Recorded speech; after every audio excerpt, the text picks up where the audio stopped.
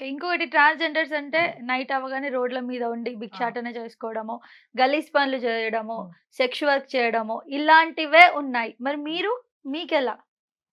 అంటే ఇంకోసారి చెప్పు. మీకెలా మీకెలా అంటే ఎలా అంటున్నావు? ఇన్‌కమ్ ఎలా వస్తుంది మీకు? కానీ ఓపెనింగ్స్‌కి ఎళ్తా ఉంటా. సో, ఓపెనింగ్స్ షూటింగ్స్‌కి ఎళ్తా సరిపోతాయా ఉంటా. డబ్బులు? ఆ! పర్వాలేదు. నాకెంత కావాలో అంతొస్తే చాలు గదా! నాకేం ఆశలేం లేవు. హ్మ్.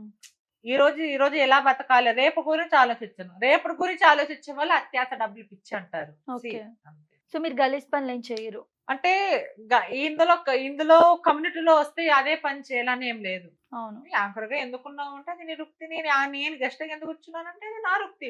ఎవరి హుహుహు. వృత్తి వాళ్ళది. స్టార్టింగ్‌లో వచ్చినప్పుడు ఇప్పుడు చాలా మంది హ్మ్. మీరు చెప్పినట్టు ఈ సెక్స్‌కి అలవాటు పడిపోతున్నారు. అవును. ఈ సాంగులు జూసి, ఈ రొమాన్స్‌లు జూసి, ఇవన్నీ జూసి ప్రతి ఒక్క జెండరు హ్మ్. అసలు ఎటువైపు ఎటుపోతుందో. ఆడవాళ్ళు పెళ్ళిళ్ళు చేసుకోవడం ఏంటో, మగవాళ్ళు ట్రాన్స్ మహిళలను, హ్మ్. అబ్బాయిలు అబ్బాయి ఎక్కడ పోతుంది సమాజం? అవును.